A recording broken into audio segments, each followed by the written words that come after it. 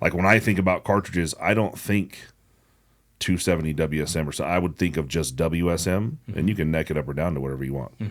The sky's the limit. Right. You can improve the shoulder. You can take a 7 PRC, which is almost a mid-length cartridge at this point, and neck it down all the way to a 6, 6.5. Neck it up if you want it. So you kind of have these base parent cartridges, or one singular parent cartridge, and then you can go up and down 6.5 Creed, 6 Creed, 25 Creed, 22 Creed. Take it up to a 7 Creed if that's what you want. They took it all the way to a 338, and they're calling that 8.6 Blackout. Yeah, that's a Creedmoor-based cartridge, 8.6 Blackout. That's the new hotness. Yeah, and see, that you just couldn't have those conversations back then. The information traveled too slow. Yeah, I mean, here really the process, the easy, you could just say,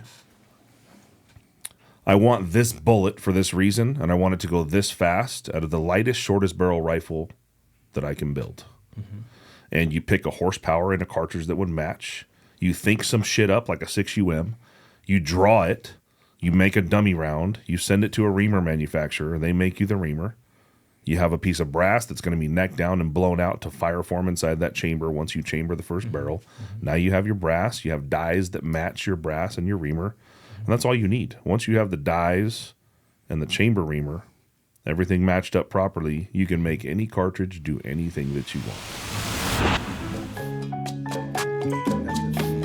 That fucking button never moves. Hello, everybody. This is the Shoot to Hunt podcast, and my name, you all know it, is Ryan Avery. And my co-host here is Mr. It's Jake. You mean Mushaney? You take my notepad? No. Oh, never mind. It's Marshy. Oh, It's been it's over this. Mushaney. It's been over this. Damn it. You need to take those damn crocs off Yes. and wear some real man's shoes. Wow, you're aggressive today, Mr. Well, Mr. Mushaney. My T levels are currently pushing 3,000 right Holy now. crap. Yes. My beard is down to my knees. Yes. Your veins, they're flowing. They're flowing, and I must be at 5,000 by the end of the year. You're going crazy. Well, the crocs are thinking this every time you get in them. How fat is your ass? Really? Fat, round, and ready for this podcast, my friend. Let's jump into it. Let's go.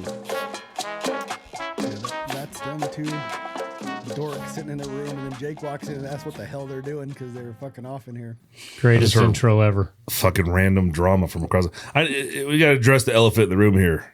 The techno, Robby shows up. Is the fucking intro button moving on you? Because it's in the same goddamn spot it was yesterday, and you still couldn't find it. Listen, Luke said you hit the wrong button on the last one. He said that's the exit, or the what do they call it? The end, the whatever. Outro. Do we need to P-touch that thing for you? When I hit it, he said it's the wrong one. So when I hit it, but you see how I instantly knew, even though I can't barely fucking hear it, that I knew it was the wrong one. So he's trying to say he fixed it. So I basically fixed it. You can't fix something that was never broken. Hey, you're like focusing on the wrong thing. It was never broken. Robby Denning's in the house and shit don't work. It doesn't. Robby has a force field around him. I think we've had more tech issues in the last 60 minutes than we've ever had in the entire podcast history. Ryan dubbed me with the force field back in whenever you guys started Avery Adventures. Because he could record 5 podcasts on Zoom or whatever you were on, and then he would call me. And I got good old Iona Wi-Fi. I mean, it's good. I do everything else on it, and I could shut the whole podcast down. It was just like this. You know how Robby'd say hello, and they'd go, psh, psh, Yep. and it'd just be black. Same thing. And that's the thing. And apparently the guy down in the library said the same thing about you. I've been recording the Rockcast in the library because they have a sound room. And, that guy told me, you just go in there, hit that button, put the headphones on, it's ready to go. So I did all that. 45 minutes later, he's still in there doing all the same thing you guys were doing, unplugging stuff, rebooting stuff. He's like, man, this has never happened. I said, you know how many times I hear that phrase when somebody tries to show me something technologically advanced? That's what I hear. This has never happened. So, yeah, I guess I do have a force field. It must be my T level. That's all I can say. Robby too high. Robby was moving in a little closer earlier. Yeah. He was telling me something. He was very serious about what he was saying. He did something with his facial expression, I was like, fuck, he kind of looks like Woody Harrelson. Oh, I've heard that before, dude. Something that. moved on his face, and I instantly saw Woody Harrelson. I'm like, what the fuck? I've heard that from a couple people, and I'm like, wait a minute, I got, I don't have all my hair, but I got a lot more hair than that dude. But I've had people say you got kind of the same mannerisms as him, and You never see that? It wasn't the whole time. He was moving in. Yeah. And he just did something with his face. I'm like, oh shit. Dude, when you say moving in, man, you're getting that kind of gay vibe. You were getting pretty, I was going to say something. You were getting pretty close. He said, I just know him as Sponge Rob SquarePants because he's built like a square. Yep, totally, dude. My, if you look at the label on my pants, 32 by 32, you couldn't get more square than that. Oh shit, that's true. And my daughter's the one that figured that out. She was washing clothes. She's like, Dad, all your pants are 32 by 32. And she was really into SpongeBob at that time. So that's where that came from. My 14-year-old son is a 40. He's a 40-inch waist and 40-inch inseam? No, 40-33. 40-33. Man, dude, he what did my dad call those? Brick shit houses. That's what they used to say. But he's 14? 14. 14, a size 13 shoe. Oh. He's on the upswing. Big dude. And his voice is just starting to crack, and he's starting to eat fucking everything in sight. Yeah. Well, hey, you're a big guy too, Jake. I mean, how tall are you? 6'2"? Yeah. Yeah, you're a big sack of potatoes. And when I walked in today, I thought, man, 270 now. I've been putting weight on. Yeah, it looks like good weight. Yeah, good weight. Yeah. Ryan wouldn't call it good weight. Yeah. He thinks muscle mass is doesn't have no purpose. Overrated. That's why I don't build muscle mass is because then I got to auctionate it. That's why. Remember, he's in IT. That's why. He's in IT, man. So you don't need a lot of muscle mass to be in IT. So where are you lifting at? You got to be able to type. There's a place called Peak right here. Wow. So I live 5 minutes that way, and right off the freeway is a Peak gym in Post Falls. Yeah, the boy and I've been lifting since we basically decided. So it's a funny story. So we're up here. That's where this picture came from, and we're up on the top of this mountain up behind him here, and it's fucking just pouring cats and dogs. And I decided I was going to be all cool and carrying ultralight tarp, and all the water's coming in, and we had to get up at 3 a.m. to do this hike a second time. It was the shittiest fucking hike in history. And me and Mason are sitting up there. I'm like, dude, if we can get up at 3 a.m. knowing the shit we were just about to go through and set up what we're going, why can't we just get up in the morning and go to the gym? That's right. Like, how hard can it really fucking be if we just got up in the morning and did what we did? So we decided right then we were going to start. And then about 6 weeks later, his birthday came on, and we started lifting around his birthday, and that was 14 months ago. 14 months ago. And I could, because I haven't seen you since we went to Expo last year. So it's been about 12 months. So looking lean, man. Way to go. Yeah. You Lifting is fun. All that effort. Lifting's where it's at. Yeah. Lifting's where it's at. I mean, I went through years of working the cardio and all that stuff just because of hunting. You think you need all that stuff and everything, and you do. It's great. But as I've gotten older, lifting is where it's at. You don't have to be an ultra marathoner to hunt, but you do have to be able to recover. You do have to be strong. And sarcopenia, that's the term for muscle loss as you get older. It's a real thing. And they can actually define how long you're going to live by the amount of lean muscle mass you have on your bone structure. Yep. We're made for it. So you got to have some cardio. But anyways, looking good. I was surprised though. So going back to the Selway, we did a lot of Canfield hiking before to get in shape.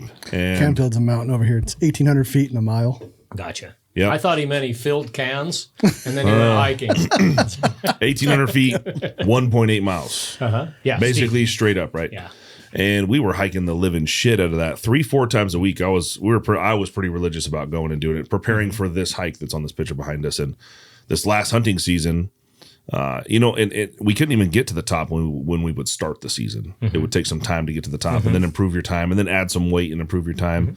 Well, we had been lifting all year, and we went up, and the first time we went up there to hike it, we were to the top in less than an hour, which is kind of your grade of being in decent shape or not. So just the general weightlifting, and we don't do a ton of cardio, maybe one day of cardio, but just the general process of weightlifting, getting your heart rate up, I think did a lot. Yeah. Because it took us to the top without having to try too hard. So that was from lifting. So, that's lifting's where it's at. I work in a health club. I'll tell you what, post-COVID, our weight room is so packed now, and it's the younger people, but I think that message has just finally got out, and In fact, we just did $1 million upgrade, and we cut back on our cardio equipment. We didn't have to put as much cardio equipment in because it doesn't get used as much as it used to. We're like 10 years ago, it was all cardio. Yeah. Especially the girls. They were always on cardio. Man, our weight room now, I've got a 17-year-old daughter, and she's down there every night in the weight room mixing it up. Dude, I'm telling you that it's close, man. It's close. We got Woody Harrelson up on the TV here, and one of those expressions up there is what happened on your face. So I'm like, oh, man. Well, I guess you can start calling me Woody now. There you go. I could have a couple Robbo meetings. Woody Denning. There we go. No, I've heard that before. I've heard right. people tell me, "Hey, man, you got some more like mannerisms. Like you got some Woody Harrelson mannerisms going on." I'm like, gosh, I don't know. That right there, the guy with the long haired one, right there in the middle.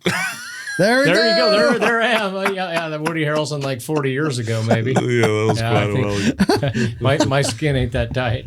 Oh shit. That's Anyways. funny. Yeah. Well, Thanks for having me up, guys. And thanks for not getting me a water, Jake. But good thing your wife was here. She got me a donut. Nicely, Luke got me a what's this? A Rockstar? You Red Bull. you got your water there too. Hey, dude, as long as they're spending your money, I don't care. But you could have like met me at the door with this stuff. Hey, why didn't you guys ask me about my gym experience? Well, it just didn't come to mind. Hey, we both know. Hey, make sure it's We both know that that's not the reason you don't lift. You know what I did instead of getting a gym membership? You bought a 6UM. I bought some mules. Bought some mules. Hey. That's a wise investment. Because Robby and Travis Hobbs said that's Hopefully the way. you bought a mule you can grow into then. Well, we found him. We found this mule. It's 17 hands. That's a It's like part draft horse. big animal. We're like, that's a mule that can carry old big bones around over there. Yeah, you do need a bigger one, man. It is hard on them. I feel sorry for the stock animals I see with big guys like Jake on them, and their little 14-hand little horse. I mean, they can do it, but Little what do they call the? What's the nest piercing horse? The Appaloosa. Little tiny Indian horse, great big old person on it. There you go. So you bought another mule last weekend. You got a pair now? We got a pair. A pair, yeah. That the whole thing about Sam says it all the time. Military guys, what one is none, two is one. That's how it applies to stock. I mean, it just depends. Some hunting areas one is enough, but man, once you get two, you're good. You're good to go. You can pack camp. You can. And the other thing too, when you're back there, they get tired too. You're riding your animal every single day and not giving them a break. That can be real hard on them. I've hurt horses that way. So now, do you? Like, this is what I keep hearing from people. He's like, well, now you're going to change your whole hunting style. So you've been all over the gamut with stock, without stock. Do you change your hunting style because of them? Yeah, I do. Our friend David Long and Mike Eastman, that whole crew that does the backpacking, they used to call it coyoting out. And this is for mule deer. That's kind of my world, was you basically just needed to get there. And because a guy without stock can camp so quietly, if he's careful, some don't, but you can, they didn't move a whole lot. And that's a super effective way to hunt. It really is. And so I used to hunt that way when I didn't use my stock as much, but I'm 54 now, tore my knee up bad 2 years ago. I'm not doing that stuff anymore. I just can't pack the weight is what it gets down to. I can pack, but I pay. So yeah, it's changed the way I hunt, and I've always hunted that way with stock, as in camping further away. You can't have discrete camps. You get up a little earlier in the morning and then you move into the area, that kind of stuff. But I always like to tell people I've never killed a big deer from a horse. They're too loud. They're too loud. They're just you just use them to get in and out of your areas. Have you rode by a big bull? Have I rode by a big bull? Yeah, I've seen some big bulls from horses because elk are kind of noisy anyways, and they'll put the horse thing. I mean, this is going to happen to you if it hasn't already, Ryan. They will bugle at the horses. They're not bugling at the. Thinking that they don't hear a horse and think, oh, that's another elk. As far as vocalization, if they hear a horse whinny, they know, hey, something's wrong. But just the way they move through the woods and the clomping and everything, I've had them do it. And I had one horse that was real high pitched whinny, and one day I tied her to a tree. It was the middle of the day. I was taking a nap. She was out there whinnying, and she was paw on the ground. Man, all of a sudden a bull was in camp. He had heard her come in, but she had a really high pitched whinny, and I think he thought she was a spike or something. But yeah, been around a lot of elk on horses. There we go. Travis Hobbs, he like a lot of places, like even last year when we were hunting, I'll get off and hike a lot, tie my horse back. He's a little more aggressive that way. He's kind of more of what I just said about the elk. He's like, no, he goes, I think they'll put up with it more. He says, I've seen a lot of big bucks from my horse and everything. I can't argue with his success, but that was like warping my mind. Like, wow, making more noise around big bucks. That's like the opposite of how I think. But interesting. We'll see. I walked, like I was telling you, 2 or 3 years ago, I was walked in a couple times 12 miles into the Selway to look for some deer. And I'm like, there's got to be a better way. It's too far.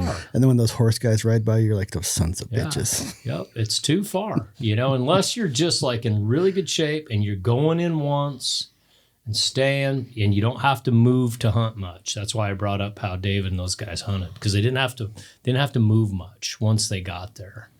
Then okay, you can do that a little bit when you're young, but I don't know. I never did 12 miles. I mean, most of the stuff I did that was like that was more like that 2 to 3. Gotcha.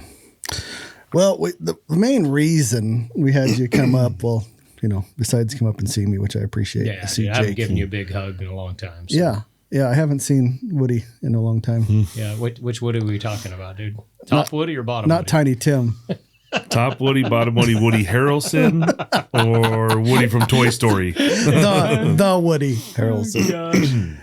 We're trying to get you. You've been shooting. You had a big controversy. You went from a 7 mag to a 270 WSM, and now we're trying to convince you because of the way you hunt. Or I'm trying to convince you the way you hunt, how you hunt. I guess not me. Now there's a whole group on Rokslide trying to. There's a whole cult. Let's just call it the whole cult. Let's cults. just name it. That sounds like Jehovah's Witnesses or Mormons. Cults. Yeah, but it feels cultish. It does. It does to me. Hey, Jake, all right. But Jake cannot lie. Robbie knows. I was bigger is always better. Jake, when we first met, bigger's better. And then I kind of veered off. And now Jake has seen what have you seen? I can't talk for you. What have you seen the last year? We killed several animals this last year, 2023, with 6.5 SOM improved with a suppressor. So I was always, I don't want to say I was anti-suppressor, but there were a lot. If you were to put your pros and cons columns up, the cons column is much larger for a suppressor than the pros. Mm-hmm. But once you get out there and you kill a few animals with a suppressor on, especially around other people, it's pretty awesome. And why? Just the noise reduction? Spotting your shots? Killing a couple mule deer with my family out, between the 4 of us, we're all going to a certain area. We're all glassing, talking, that kind of thing. And once a couple deer stepped out, the communication was much easier, not having to have earplugs in. Sure. So I'd say most of all it would be communication, and one less thing to forget, putting your earplugs in, because I've shot many times and blown my ears out just like you have with a muzzle brake on. But and then hearing the shot hit the animal. So my boy shot a mule deer. I think it was about 400 yards by the time he shot him. He was rutting so hard he's running all over the place, right? And he shot, and you just hear this. It just sounded like it hit him hard, and it was almost the sound where you like, oh, that was a good hit. So the good hit part, hearing the bullet hit the animal, and easy communication. You can whisper back and forth and be slower and more collected with your communication, and not having to worry about ear protection. Just all of these things together. And I know you say you shoot without a muzzle brake or suppressor, and that you don't need ear protection in, but in reality, for my one shot a year, but in reality, you should have ear protection in for that one shot. So most people are of the mind where you either have ear pro in or you don't. So you're either suppressed or you're not. So whether it's muzzle brake or non-muzzle brake, if you don't have a suppressor on, generally you have ear pro in. So, and then even some suppressors require ear pro. They just don't mute the sound as much as they should, or you have a really big cartridge, things like that. But that 6.5 SOM improved was.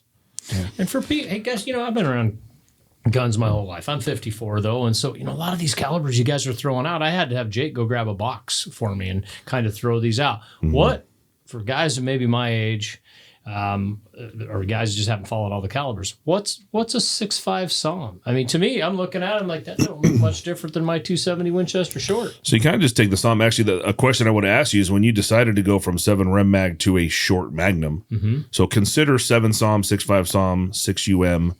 All of these are Remington short action ultra mags. That's what SAUM means. Short SAUM. action. Yep. And it went from a 7 SAUM, and then a company called GA Precision took one, and they wanted to make a 6.5 version, so they called it the Gap 4S. Okay. Which kind of throws people all over the place. Right, yeah. It is a 6.5 SAUM. So if you shoot us an email and you're like, hey, I want to build a rifle on Gap 4S, well, it's a 6.5 SAUM. Okay. And SAUM is simply short action ultra mag, and you can kind of group a whole bunch of cartridges in that same area. So my question to you would have been, why didn't you choose 7 SAUM instead of 270 WSM? And the reason would have been one of the main, like if you were calling me to build a rifle today and you say, hey, I'm Robby Denning, this is my story, I had a mag, I'm looking to do something a little smaller, and you can literally just convert to a 7 SAUM and use the same bullets, a little bit slower, right? But you can always change barrel length to make up for horsepower, things like that. But 7 SAUM would have been the better choice because of bullet choice and bullet availability over a 270. Anybody that calls and wants a 270 anything nowadays, you kind of look at them like they're a little funny because the bullet choices simply aren't there. It's like you're trying to buy the electric car that has 5% of the hookups across the country because what you want to try real hard to find somewhere to charge your car. It just doesn't make any sense. Yeah, no, I can answer that. So the way I'm understanding this with the SAUM, that was Remington's answer to Winchester's short mags that they came out with in the early 2000s, 270, 300. They did one more. What was it? Well, first, it wasn't really Remington. Remington released the 7R SAUM. Okay. And then from there, all the Wildcats, like 6.5 Gap 4S may have a SAMI. I'm not sure if it's SAMI or not. I don't think it does. But 6.5, when you say 6.5 SAUM, I don't believe that's SAMI either. So kind of 7 SAUM is the SAMI version of that, and then everybody is necking down or necking up accordingly. But I think you're right. But I mean, when you made that decision or that choice to go to 270 WSM, 7 SAUM was out. How long? Not sure. Okay, because Luke, would you throw up on the screen for us when did 7R SAUM go to Wikipedia? Let's figure out when it came out. Because remember, man, just like this quasi mullet I'm wearing, I'm from a different era. And when the short mags came out with Winchester in the early 2000s, there was the internet. But come on, that isn't really where you got your information. You got your information from Outdoor Life, Sports Afield, Jim Zumbo. So same time. How about jump on their 300 WSM? So 2002 for the 7 SAUM. It was earlier. 2001. So again, that was, yeah, you're right. Remington's answer to Winchester short mag. There you go, buddy. And Getting in the game. Remember, information traveled slow in the 2000s. So when the short mags came out, I wish I could remember the other one. There was a 300 Winchester short mag, 270 Winchester short mag. Well, there's a 7 WSM. There was the 7. That's what it was. 7, the funny thing about 7 is an entirely different shape of cart. It's not, you couldn't neck down a 300 WSM to make 7 WSM. It's a different cartridge. Right. Yeah. And they never got a lot of traction. They did okay. The 300 Winchester short mag's still around. But the 270 was the only one that outperformed its parent cartridge. Right? Yeah. Everybody agree with me on that? Well, this is a whole nother ball of wax when you talk about performance, because you're only going to read what the OEM manufacturers. But that's all we had in 2000, Jake. That's all we knew. Yeah. We opened Outdoor Life, and this guy said this, and that's what you dreamed about. This is funny, dude, because this is actually going into one of these papers right here from one of our readers. Wrote a nice paragraph here talking about how does a new shooter compare cartridges and ballistics. And the first thing you got to say is, are you a hand loader or not? Because if you are a hand loader, that opens up the whole world of wildcatting and max performance. Right. But in your situation back then, you were not a wildcatter or a hand loader per se, maybe even a hand loader, but you only knew what the book told you. You only knew what the book told you. You didn't venture out. You didn't. You weren't able to, I mean, unless you were just a geek. But if I was working, raising kids, I was doing all that stuff. So I'm answering your question here. Yeah. 270 came on the scene, and I'm a deer hunter. All the elk hunters went with the 300 Winchester short. You could shoot a short action. They sold us all on the whole advantages of a short action, less degree of a bolt throw, all that other stuff. I'm always about speed. I mean, we pay a lot for small differences, but that's one of the things I was thinking. But I thought, I don't need that big punishing 300. And I really liked that 270. But back then I was shooting a 7mm Remington mag. And that was living in its glory days then too. All the riders of yesteryear had gone to that, the big deer hunters, all that stuff. But I always got really interested in that 270 because it outperformed all the parent cartridges. You were shooting 3,300 feet per second over the previous 270, which was like, 29, 3,000 maybe with a 130 grain bullet. So I just kind of zeroed in on that. Well, money was a big deal back then. I'd bought me a Weatherby Super Ultra Big Game Master was what it was called back then. It was just their ultralight rifle. I'd gone with the 7 mag Remington, and I didn't go with the Weatherby caliber because again it was overkill. I was just a deer hunter, but I just kept my eye on that 270. And if Weatherby, the reason I went with Weatherby was because I could get an 8-pound rifle. I had been packing 10.5-pound rifles around the deer woods for years, and that was when I was kind of learning that, man, still hunting. A rifle in your hand, moving through likely country, it can be as effective as glassing when glassing's not working, when the deer are in the cover. Well, go pack a 10.5-pound rifle around in the woods, ready to shoot. On your, Jake, I used to have a shell belt holder that I bought from Army Navy because it was big enough I could rest my hand on it and I could hold my rifle like this, because when you're still hunting, you got to be ready. You can't have your rifle slung. In fact, you almost need it to your shoulder. You just can't walk around like that very long. And so 10.5-pound guns had to go. It was putting my arm to sleep, putting my shoulder to sleep. And so as I went through that change to smaller rifles, naturally I needed to go with smaller calibers and all that kind of stuff. And short action, that was what they sold us on. You can have a lighter gun now, and we were just talking a few ounces from the factory guns back then, right? They could really, what are you going to shave off on a short? Couple ounces reality. But again, I paid attention to the caliber, but I didn't go with it because Weatherby didn't offer. They were offering the lightest Magnum rifle at the time in a factory production rifle, and none of this, all this other stuff you guys are doing now, that wasn't even on our radar back then. Some dudes. It was around, but it was like black magic. It was, dude, and it was also for the very wealthy. Lapua. I remember when those were coming out, man. You just saw those in the high end magazines. Excuse me, I said Lapua. Lazzaroni. Everybody remember that? Mm-hmm. Oh yeah, the Lazzaroni the cartridge. Warbird, the Patriot. Yep. Yeah, that was like just such a closed circle of people that could access that, And so I had to buy factory guns. I had to kind of stick with that. I couldn't get into the whole gun building thing, money, all that other stuff. So I went with that 7 mag. But then from 2001 to 2013, that's when I killed the majority of my big bucks. That was when I kept cutting my face open. I was telling you guys about it when we were doing Instagram Live. You get an 8-pound rifle, and the other thing, back in the 2000, everybody was shooting 150 grain bullets out of 7 mags because you could get over 3,000 feet a second. That's all we thought of. There were no rangefinders, Jake. No rangefinders. I mean, they were around, but all you thought was flat trajectory. That was for snipers only. Mm-hmm. Yeah, for snipers only. It was, and I remember getting that first Bushnell 400-yard rangefinder, and I thought, man, this changes everything. I don't need to just think about raw killing power anymore. And even back then, brakes, they weren't even really widely around either. Didn't know how bad I hated them. I only had to get around them a little bit. I thought, I don't go that route either. And so by the time I got 2013, I thought, man, I did have one wounding loss with the 7 mag, but I kind of have to blame that on myself. I can't blame it on the caliber. It was a steep angle shot. It's in my second book. It's in the chapter called 200 or Bust for anybody that's got that book. That's the only buck I ever lost with the 7 mag. But the recoil was punishing. I had been in the hospital twice because I'd cut my brow open twice, and plus I'd smashed it multiple times, and I just didn't need stitches. And I just thought, I'm shooting more than I need to shoot for deer. Okay? That was the other thing.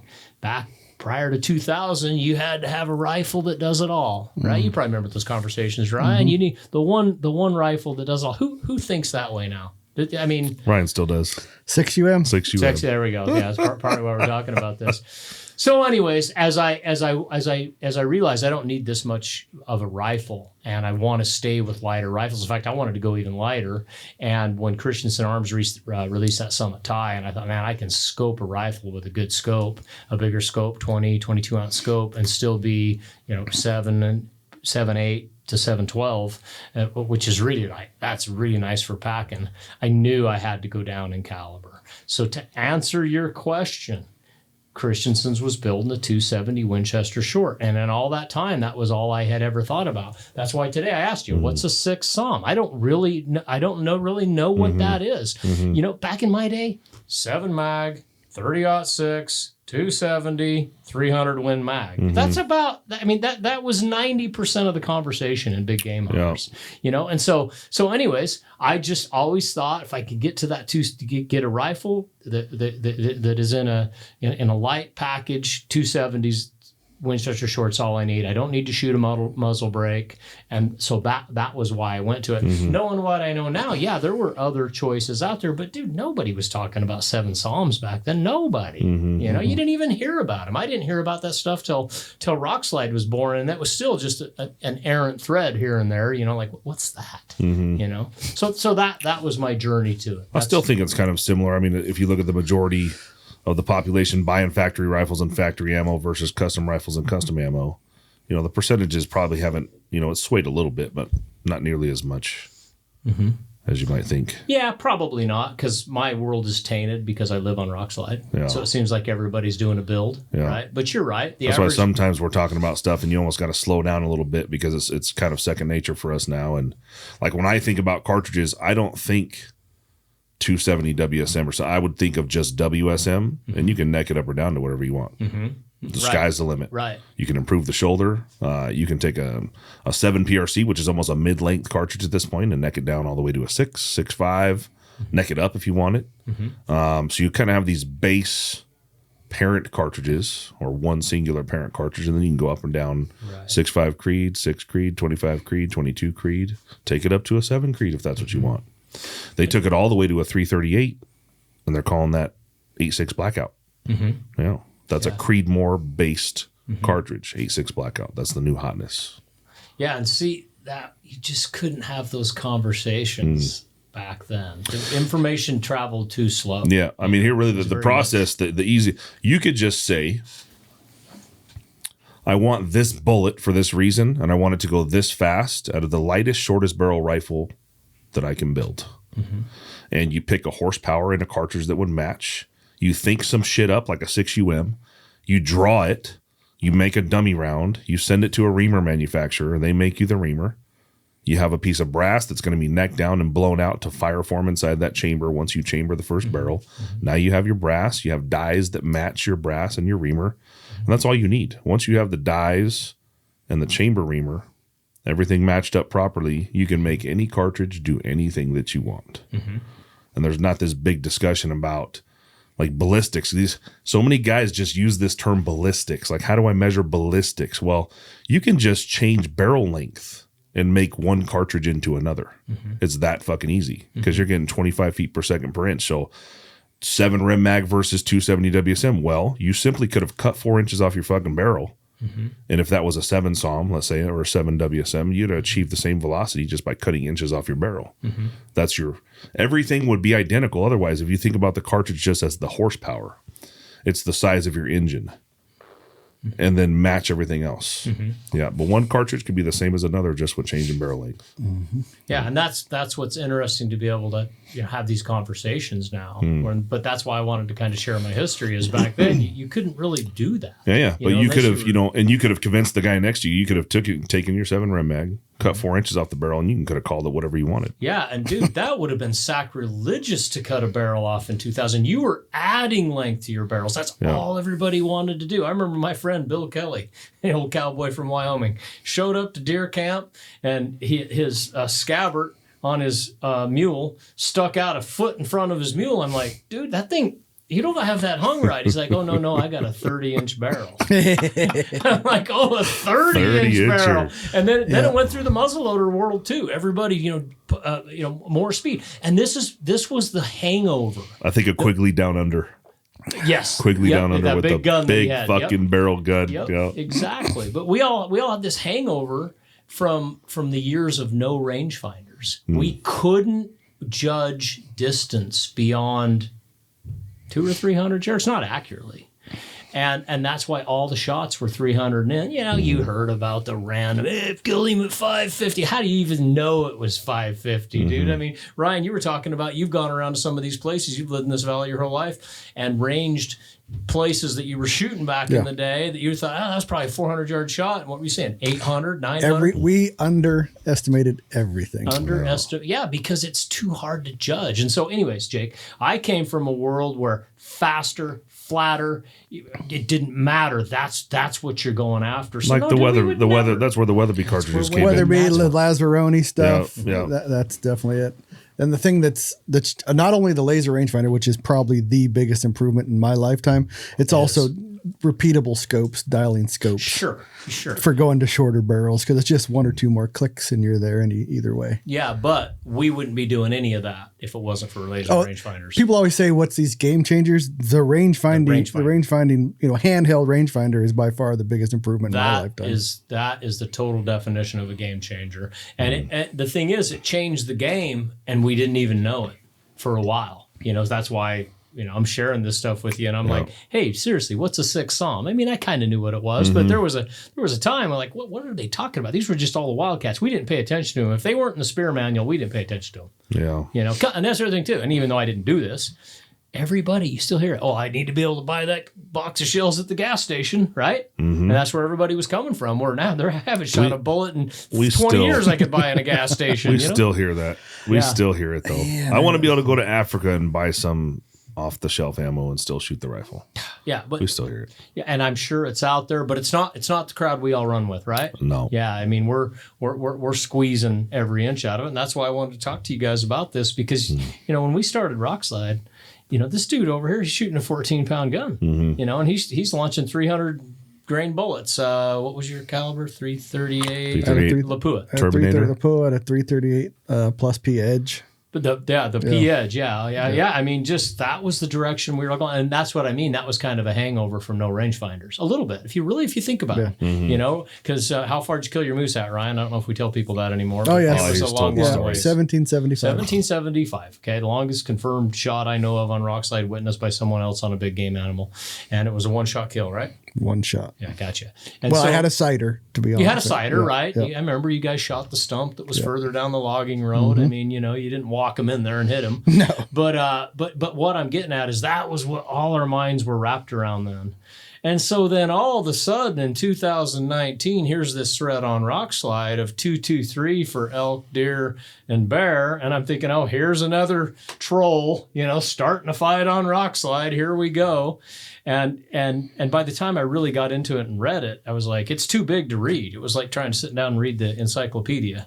Of course, you know, but I'm talking to Ryan once a week and everything, and his guns are getting smaller. And then Jim Carr, I'm good friends with Jim Carr. He's worked for me for 15 years in my outfitting business. And you know, just seeing what his daughters were doing with little calibers, it got my attention. It was like, wow. So that's why the whole 270 thing, Jake, you know, I may have jumped to a caliber and missed out on some of the other ones that are out there. I would never argue with you that I picked the best caliber, but it did everything I ever needed it to do. And I remember that first year when I put that little Viper on it, Ryan, and Ryan was the one that recommended hash marks to me. It's like, hey, dude, if you don't want to dial and all that stuff, you know, Ryan knows how busy I am. You don't have time to go learn all that stuff. Didn't really have a mentor. He said, just put some hash marks on there. He goes, it'll make you feel better to 300 or 400 yards. And then that first year, I shot that buck at 450, longest I had ever shot a buck at. I wouldn't even have considered it before, the year before, with a 7 mag. And but because we were shooting 1 to 8 power scopes, no hash marks, no dials, no nothing. I mean, you know, you told yourself you could shoot 400 or 500, but you didn't. You still tried to get into 300 and put them down. And then when I shot that year, I remember Ryan, because that was when that whole article came out that I wrote that was, you know, goodbye 7mm Remington Magnum, hello 270 Winchester Short. Man, he's got a lot of guys, got a lot of their panties in a knot. Oh, over it got kind of violent for a little bit. You're a dumbass. Why would you do that? That's a ballistic turd. Yeah. Although the shoot to hunt guys still tell me it's a ballistic turd, but it did everything I needed to do during that time. But I'm trying to be modern, and so when Ryan's saying, "Hey man, look at this bull I got with my 6UM," I'm like, "Really?" His burger bullet of choice is literally the classic Hunter. I was just right when I wrote that That's down. like 4 revisions ago. When I wrote it down today to do this comparison, I was thinking of Elmer Fudd popping out of the woods with his orange and his tall hat. Yeah. Classic Hunter. Classic Hunter. Here I am, man. You guys. Hey, but again, go back to what you're saying though. If it's been working for 20 fucking years, who is anybody else to argue with you about your system? That's what. So we've had several topics that have come up lately that kind of hit this thing where if it's been working for me, I'm a beginner hunter. If it's been working for 5 years and every time I pointed at an animal, it killed the animal. Now, of course, you can always improve your game, but if it's working, don't tell me we should probably do it this other way. Right. If it's fucking, I would tell you, just like a guy will call in, should I plus P my rifle? Is your rifle shooting well? Yes. Then don't do anything to it. Yeah. Is it killing everything? Don't clean it. Don't unbolt. Don't take it apart. Don't fuck with it. When it shoots, you keep it shooting and you put it away to kill stuff. Right. Yeah. And you know what? There was a time when I was raising kids and, living paycheck to paycheck that was what I needed to do. But now we, work on Rokslide. I read the threads. It sounds like fun. People like I told Jim when I handed him that 6.5 Psalm, I said, it's fucking load dev'd. I said, I know how you are. No touchy. Yes. I said, let Jake load the bullets for you. He did good too. We and just you loaded them. Fucking shoot things. And that's what he did this whole year. And he goes, that's what I'm going to do next year too. Right. Yeah. Because where he's at doesn't have a lot of time to tweak. But we like to tinker. Yeah. Like to tinker. Yep. And that's what this is all about, is tinker. I want to tinker. I want to tinker with it, Robby, he can't just stay at status quo. He's a part owner of Rokslide. He has got to fucking move up and move on. You must tinker. There you go. And that's why when Ryan was telling me about this, I thought, well, and not tinker to tinker, but Ryan convinced me of some advantages to really think of. And my whole life, when you pull the trigger, you lose your sight picture. That's just what you do. And I realize a brake could mitigate that, but I don't like brakes. Most outfitters don't. Jake, you just laid out a case of, you got to have your earplugs. And then the other thing, I never thought about that, because I hunt alone a lot. But yeah, when you're trying to communicate with other shooters and everything, you can't be screwing around with your, earplugs and everything. And so that's a time waster. I talked about this on our Instagram Live. Big bucks, a lot of times, not every time, but a lot of times, it's speed is what kills him. And I don't mean velocity. I mean, get your crap together and get him killed because he's going to leave. You can't fart around. You can't screw around. I've lost too many that way. I've watched too many lose too many that way, just taking too much time. And so this might sound dumb, but earplugs take a little bit more time. Right? Dialing the little bit I've been around it, to me, took time. Guys were getting up their app and get their little wind meter and they're building their bag and everything. That's all cool for that style of hunting. But in my world, I'm like, dude, hurry up. This is 300 yards. You don't need to do all that. Don't lay down, whatever. Yeah. But your binoculars do it now. Right inside your binoculars tell you, because you have the same ones I have. Right. You have the TA. But I'm embarrassed to say, Ryan, I've never even turned those functions on. But it's an easy turn. It is. It's easy. And another thing I've learned about, because I'm like you, I do things a lot hunting-wise alone. Why I like a suppressor for another reason outside with being with people and not having to get, are everybody ready? You're all ready? Yep.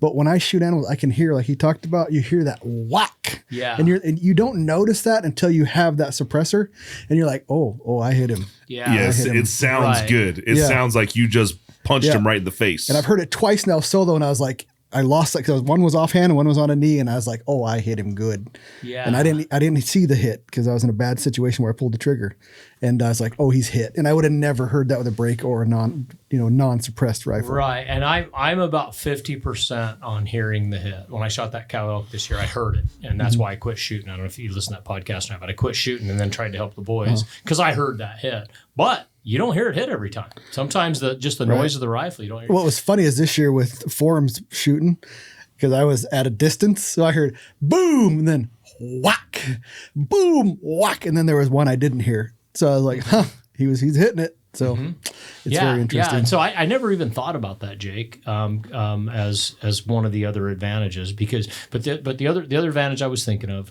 was getting my sight picture. That would be cool. There's been bucks I've shot at, and then I don't get another shot because I'm trying to get back in the scope, trying to find them and everything. And so that one really stuck out to me when you guys were talking about. Another thing that's changed for me is when I would be solo, I'd be like, I have to video this. Because I want to know where I hit him if I was shooting past 500 or 600 yards. To where now and it's going to even get better with the Rokslide, these lighter rifles.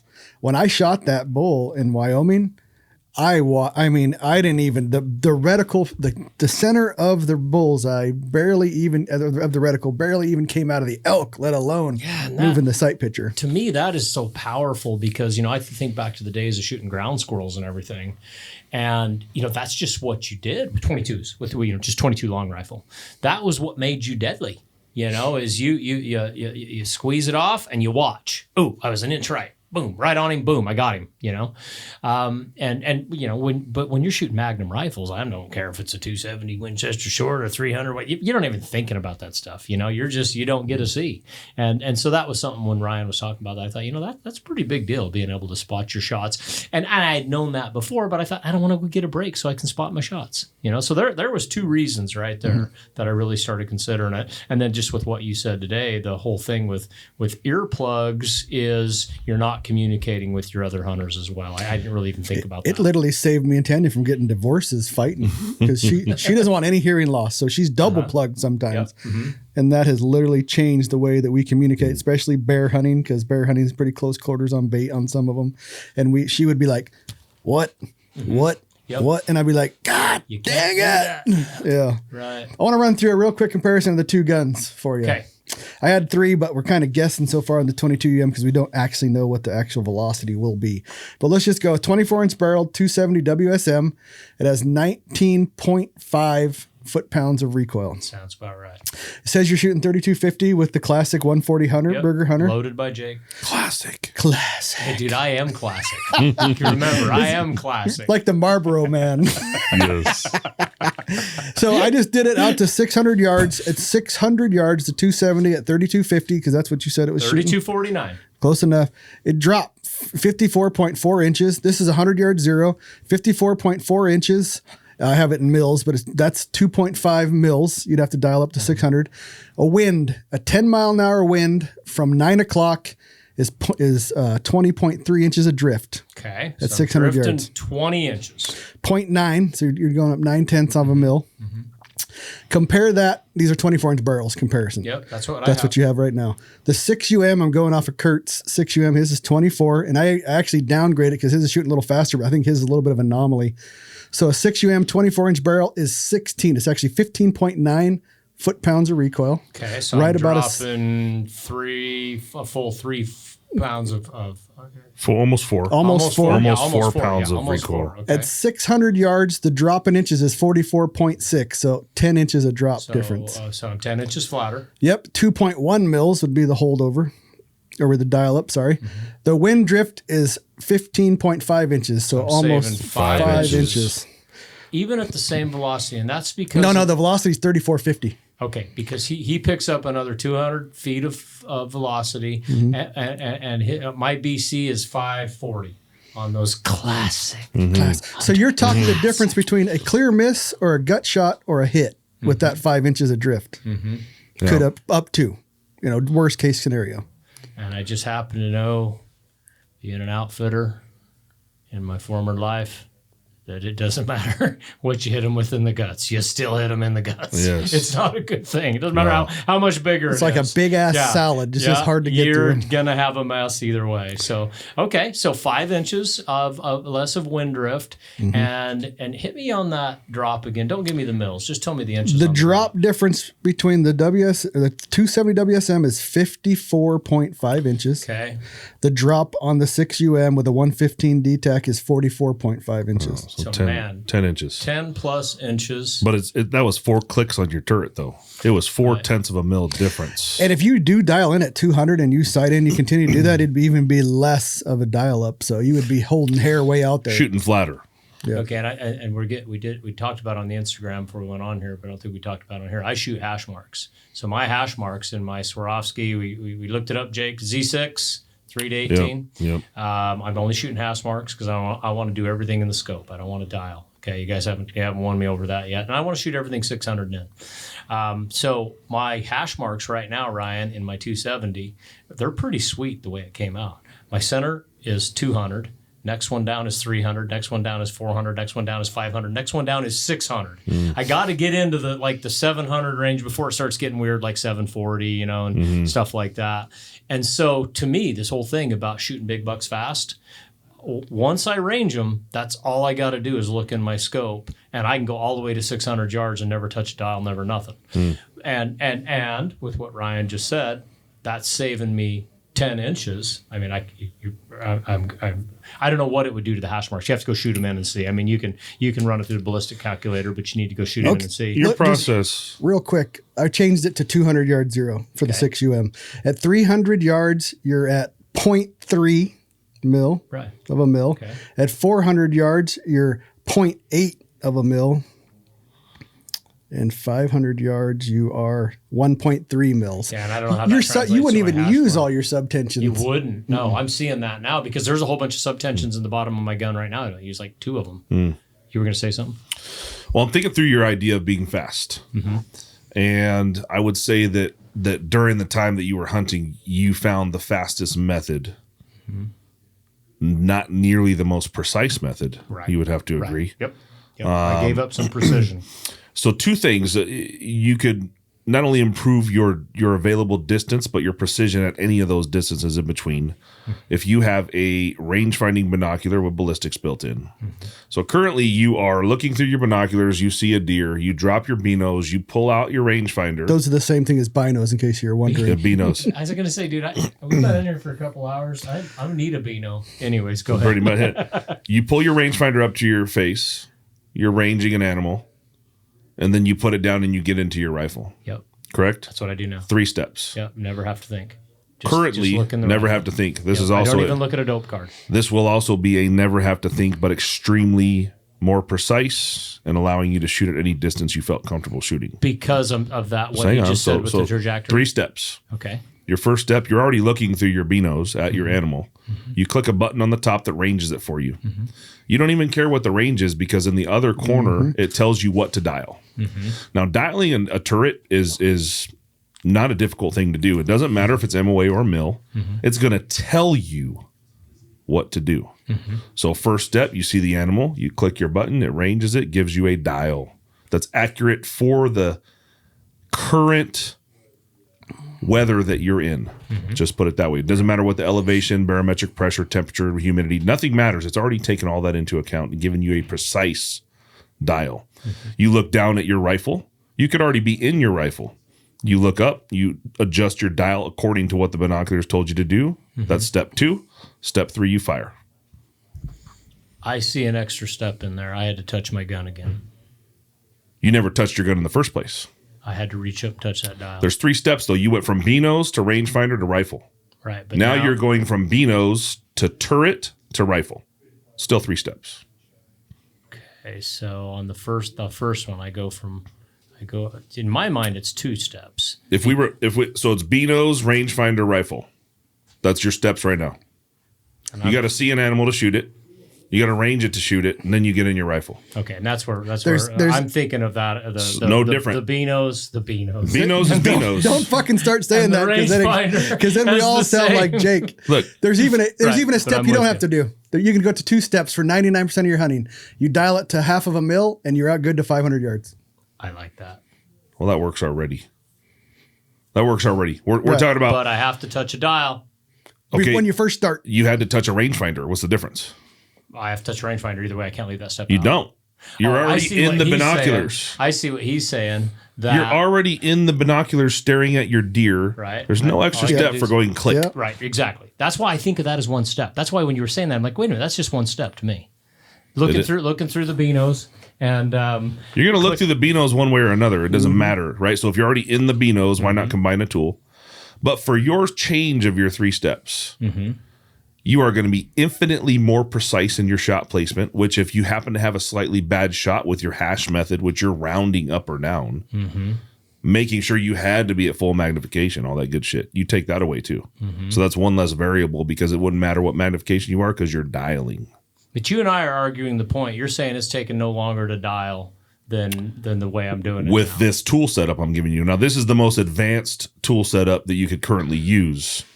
Now, again, looking back to your previous design, in that time, it was as fast as you could be, but not precise. Now you could be fast and precise for the same amount of steps. So if you could be that's why I asked you earlier, if I told you there was a bullet that killed better, would you not use it? No, I'd use it. So if I told you there is a way to use the same amount of steps in the same amount of time, but be infinitely more precise and a better killer, why wouldn't you do it? And you got me on that one. And technically, if you went to a first focal plane scope, you'd never have to touch your scope. There you go. Right. We talked about that on the Instagram Live. And again, I've only looked through a couple of them, but I didn't like them. But, maybe that's just some getting used to them and, one that just come out we're looking forward to looking through is the Leica. Like, I don't remember the fucking name. It's Leica AB Plus. Yeah, they just have AB in it now. So now you got the best ballistic calculator out there, AB Plus, inside a pair of Leicas. And that's the new hotness to just come out. It's at SHOT Show right now. Is Idaho going to let us do that? It's in binoculars. It's in the binoculars. Sorry, I thought you meant rifle scope. Yeah. And then the other thing, just as a qualifier, I still don't see any reason to go heavier than 8 pounds on a gun. Jack O'Connor laid that out there like 50 years ago, and I'm still like, he's right. That's about the sweet spot. Now, I'm okay to go lighter, but I've always been careful about that too. If you didn't use a suppressor, you would be sub 8 pounds. Right, but I probably would use a suppressor. Now, this is the thing. How hard is it to get a suppressor? Because I hear different things on there. Well, you live right here in Idaho, don't you? But Robby has a police record, believe it or not, from my wild days of being in my teens. And every time I go to buy a handgun, I gotta wait. And they'll delay me a week or two, even a rifle. As long as they say yes in the end, they'll say yes the other way. Gotcha. It does take, so this is what I've heard from people that have records, and if it's a felony record, they'll pick. Not felony. Then it's not felony. You'll be fine. Because what they got to do is they'll pick you up and they type in your name and they see all these people that are either have a problem or you had an issue. They'll put it down and come back to when they have more time instead of just stamping you approved. Yeah. That's from what I hear, that does happen. Yeah. But you know what? You're already waiting. You could be waiting right now with one in jail. Totally. Yeah, no. And I know now people are going, what did you do? What did you do? Just put it this way. When I was in college, I got in a lot of fights and a lot of cops showed up and I didn't treat a cop properly. And I learned that day, you treat the cop properly. You say, yes, sir. Where do you want me to stand? How long do you want me to stand here? You don't walk away from cops. You don't anything. So anyways, different podcast. So you were also in Fight Club, huh? Oh, I was in Fight Club, yeah. What's the first rule of Fight Club? We don't talk about Fight Club. That's right. But anyway, so I always get delayed on that too. Every time I buy a gun, I get delayed. And so I always wondered that too, like on getting a suppressor. Because, that's the stuff you see on Rokslide. Oh, I don't want to wait, stuff like that. But no, Ryan, I probably would shoot a suppressor. This has been an interesting conversation to look at like the 20 years ago ideals. Because you're right, because you would never think about killing a bull elk at 800 yards with a 6mm bullet because it was all about flatter and faster. And in that situation, you needed to have a bigger bullet just in case because you guys were ready. Now you can be so precise with basically mathematical math. It's just mathematical precision. The bullet has a fucking form factor that it's compared to. It comes out at a certain velocity. The air is only so thick. And you put all those things together, and it tells you with crazy accuracy where that fucking bullet's going to go. And it's incredible. And this other thing too, Jake, that you guys just assume, well, especially you, maybe not you, Ryan, because you're older, is we thought a Remington core lock was cutting edge technology. And when the Nosler partition came out, oh my goodness, man, we're going to the moon now. And so, with shooting these elk with these smaller bullets, you couldn't do that 20 years ago because you didn't have the bullet performance that you have now, and hence the 243 story that I told you. It's still not completely respected either. No, the idea of killing an elk at long range, we'll consider it long range past 600, like you said. Killing elk at long range with a 6mm bullet has caused some ruffles with people already. Very much. Right? We have one next door that just can't fathom it. Yeah, and I would say that for myself, I just killed my bull last year with a 6.5 Sawman proof. So when we talk about maybe bringing you down, maybe he doesn't have to go all the way. There's a step in between. Right. 6.5 SOM improved, 20-inch barrel, shooting a 156 at 30-50. Suppressed, and I can Suppressed. spot my shots. I'd and shoot- I don't need. I'd shoot a Yes. 147. Or a 147, but they're both. But see, now I'm going up in weight. You're getting more recoil, but you're getting far less recoil than what you're shooting now. The It's less suppressor. powder. So really what we've narrowed this down to is that if I don't want to mess with suppressed, then I just go smaller, go with the 77 grain, 88 grain. We're going to get... Well, now you're back in the 22s. We're we staying are, 6s right. or 7s. Or get to the 108s. 6s or 6.5s. Or the 108s. Yeah. Right? That's 6 mil. Right around 6 in mil. there. I'm still spotting my shots, right? Oh, yeah. The thing is, he's not going to hunt elk. So like a 6mm is built It for is. that dude. And I'm not saying that. I still think after watching Jim's daughters with the 108s, there's no doubt in my mind underground that a 108 can't handle it. But you rarely shoot elk, and they're not very far distance anyways when you do kill the elk. I've killed 2 the last couple of years because I started shooting cow elk, so I didn't have to worry about bucks for meat. And the one I killed this year, I think the first shot was about 100. Second shot was 200. And then last year, 220, 230, something like that. So it's no problems. Yeah.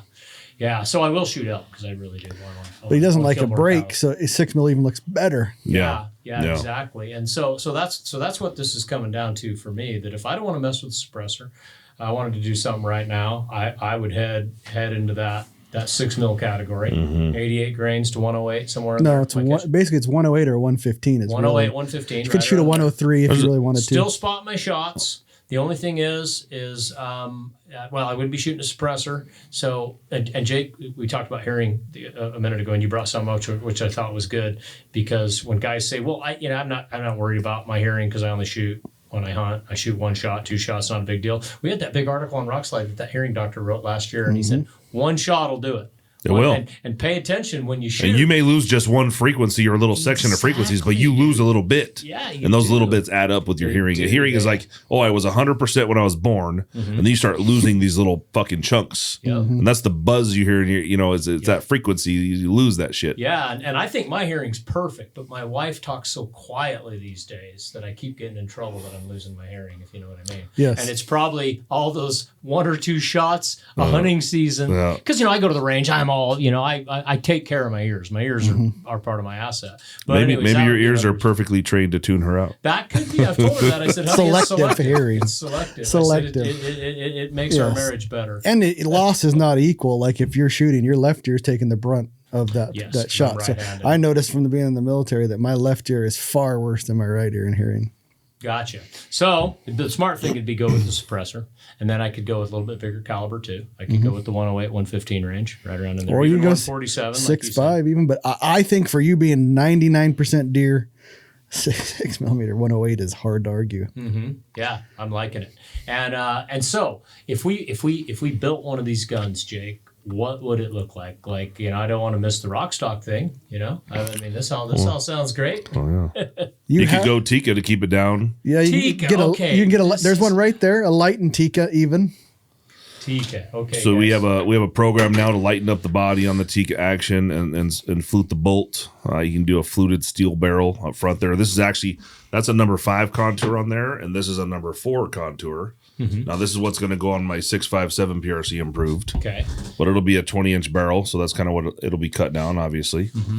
Yeah, but you can do a rock stock Tikka action, similar barrel setup here, and man, he could be You could even go sporter if you wanted, even lighter. go a little bit lighter than that if you wanted. Well, and I'm glad you bring that up, Ryan, because like I used to think the lighter the better. Like every year I'm going to get a little bit lighter. And then that time you came deer hunting with me and we had to track that buck. Oh, thank you. Gosh, that probably just totally changed my sound. I didn't Yeah, that's all realize right. that was Well, if Luke would I'll fix you. normalize shit like he's supposed to, it's not a big deal. hey, Luke, normalize it.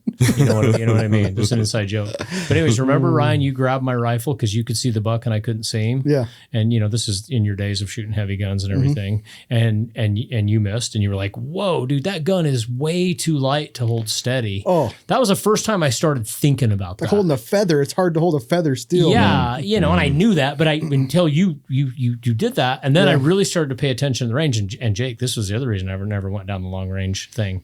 Is you lay a 7.5 pound gun on a sandbag, and you can see it move. And I never thought, because when you're shooting 300 or 400 yards, you don't care. It's not that big of a deal. But that made a big difference too. So anyways, I'm not done with a light gun, but I don't need to go to a 6-pound gun. If you see a deer at 300 or 400, are you trying to lay down? Oh yeah.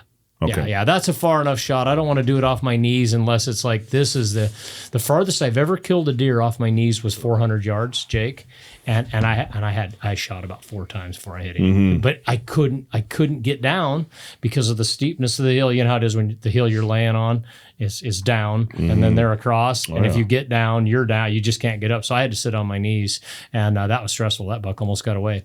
But no, I'm almost always trying to lay down if I can, Jake. But Jake, I don't have a bipod. I don't have any of that stuff on my guns because it's too cumbersome for a scabbard on a horse. You just said you can't get it done there, but Right. we've started carrying those double pulls in that 4-ounce bag in there. This that is your has rear bag? Yeah. This covers that situation you just brought up Gotcha. on that hill. Look at the rifle. Yep. Yeah. Where you can be on the downhill slope and be shooting level or up on the other slope. Yeah. But Jake, again, just remember, man, this is the world I'm coming from. I look at that bipod and dude, that is not going to go in a horse scabbard. I got to take that thing off every time I walk up to the horse. I may get it on and off a horse on a day 15 times and go for a little hike. So I think about that stuff. And that's why I said, man, I'm a simple man. What about The a Spartan with a simpler- little, it doesn't solve everything, but you can take it on and off real quick. I bought one 2 years ago and I've never put it on. But is some of it like, and don't take this wrong, but like you're Oh, no, it's stubborn and okay. stuck in your Yeah, fucking sure, ways and sure, won't do it. Sure. Yeah, I mean, if you're on a horse with a scabbard, I don't see there's a good solution other than you No. don't put the rifle on a scabbard. Maybe it goes on a strap and it goes over your back, or Oh, dude, go ride down something a different. trail with your rifle crisscrossed across your Yeah, back and you're yeah. just tearing it off. Yeah. I mean, these are tried and true reasons of why. I mean, I'm not saying I'm not stubborn, Ryan, but No, I'm no. just saying these are the things that you think about. These are the things that are like, yeah, that's going to make a difference, and that's why I don't have a bipod. And in 30 years of hunting bucks, Jake, I can say no buck has got away because I didn't have a bipod. Usually, bucks get away because I'm not ready when I see them. That's. I mean, on average, I've had one wounding lot. Now I've missed bucks. I have totally, and this could solve that. But I've never been like, man, if I was a long range shooter or if I had this or I had that, I would be getting more. That's why I've kept it simple. But all these things about the smaller calibers and the lighter recoiling rifles and all of that, that's why I'm interested in that, because there's some serious advantages there. You just named one of them. Whether I dialed or not, I'm shooting a more precise rifle. Ryan just laid it out. There's more precision there. 10 inches less of drop in 500 yards. That's a game changer. What do you use to shoot when you can't get on the ground? Like if you have to shoot kneeling or sitting, sitting? My pack. I have a day pack on enough day pack. every time I've been around We bucks. have a shoot to hunt university that you need to come to, sir. I thought you guys had a half-ass hunt university, which No, I love the name of it's- that. That's like just Half-Ass Hunting Academy is like an event. Okay, gotcha. Their Shoot to Hut University has a variety of different shooting schools and other types of classes. Yeah, I am way behind the times on that. That's Forum yeah. teaches that. Yeah, Forum yeah. teaches the school. Yeah. Yeah, that just to be able to get if there's any skill set that it was really good for, I think all hunting. I mean, remember I'm talking about bucks, but I mean all hunting. Speed is deadly when you're hunting. Yes. The faster you can get ready, the better, right? Isn't that the Yes. biggest challenge with hunting with a new hunter, Ryan? yes, and is getting them ready. Everybody thinks they're faster than they are. Exactly, Yeah. and even I'm not fast. So that's why anything that slows me down, Jake, I go, hold on a minute, wait a minute, I got to touch my scope. You know, I'm always going to throw that out first. Now, again, But you didn't have to touch the rangefinder. But you're right, but There's no I've but. still got Three the steps I is three still got the steps. rangefinder in my hand. You don't. I'm going to look at the buck. I'm going to look at every buck through my binoculars, almost yeah. every that, Oh, yeah. and so it's still in my hand. That's why I keep counting that as one step. Whether you had a rangefinder built into your binos or not, where are your binos going to be? I on your face. only will hunt with range finding binoculars. I will not hunt with a separate rangefinder. Never have.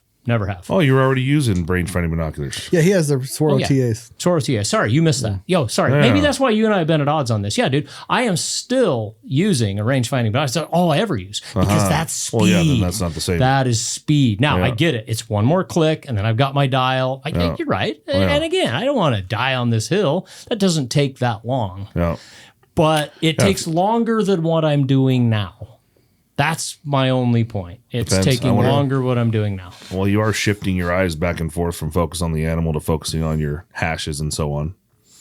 There is some time involved there trying to put your rifle in the right position based on your. It's much easier to put a crosshair on an animal than it is to put the fourth hash down. Can't argue with that. And sometimes so that all of that is taken away. Yep. Can't argue with that. You make a good point on that because there is a little paranoia in using the wrong hash mark. And I guarantee you, a lot of times you're I sitting count there, twice. you're counting. Yep. You're counting and then you're counting again. And then you're shifting your eye focus from the reticle to the animal, from the reticle to the animal. That's a good point. And all those things are gone because as soon as you go click, click, click, you're just putting the crosshair. You're just back looking at a crosshair. It just comes to eliminating variables, and that's what we're trying to do. So you could literally put your gun, especially the 108. The 108 would even have a little better ballistics to 600 yards with that. But the 115 takes over a little more past that. So you could literally walk around at half a mil dialed and kill everything. See, I would rather fuck. So just that conversation right there, I would rather dial anyway because. Like my son and I have been teaching my son, we try to hold wind in the reticle, but in certain situations, if I can just look down while he's trying to find the animal and I can guess the wind and I can quickly dial a wind in for him. Yeah. Well, then he doesn't have to worry about putting the crosshair somewhere else. Right. So the same situation, even myself, like if I had a minute on an animal and I knew it was going to be a half mil of wind left or whatever, I'd put it in. I would dial it in because then I know it's there. I used to think that. I've gone away from it for one reason.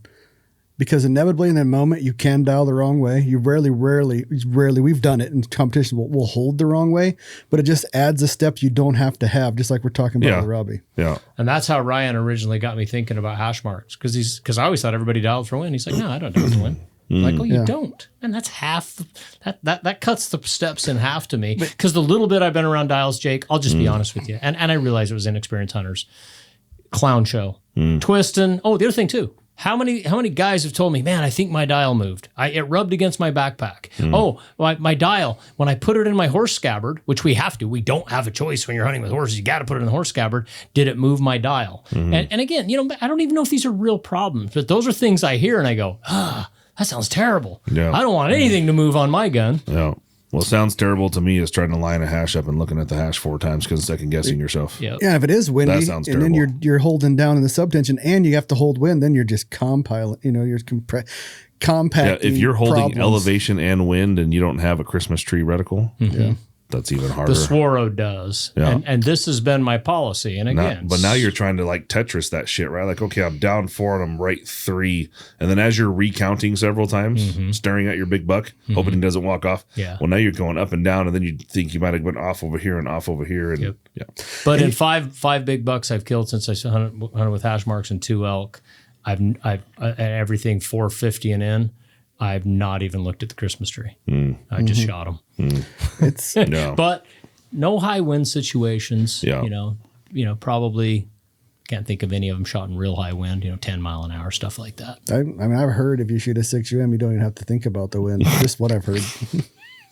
Oh, dude, wasn't there a bunch of guys on It's a laser Rokslide beam. a couple of years ago on the 6.5 Creedmoor when that was all the rage, dude? That you didn't even need a scope or a rangefinder. You just shot. Yeah, I mean, that was good. what Pull the the threads trigger? sound like. Yeah, you just give the general direction. It was heat-seeking bullets. I tell Jake, hold on, let me grab. I tell Jake all the time, here's the 6UM. I could just sit this on a stump, come back next week, there'd be a dead elk in front of it. It takes a week? Well, I just give it time, letting it soak. It's because the rifle's an elk watcher too. Yeah. It's very It's fucking gotta get the picky. right one. It's got to be the The right elk fucking watcher. elk. Yeah. He's the deer watcher, I'm the elk watcher. Yeah. We're a good couple here. That's Gotta right. watch them sometimes. Well, So, Ryan, you're saying 6 UM. I can just hear Forum yelling, no. But I know it's a big step for you to jump to a 223 size caliber, 224 caliber. Right. A 6 to me, for what I've seen from elk. Now, granted, I have never seen anything get shot with a 223. I haven't.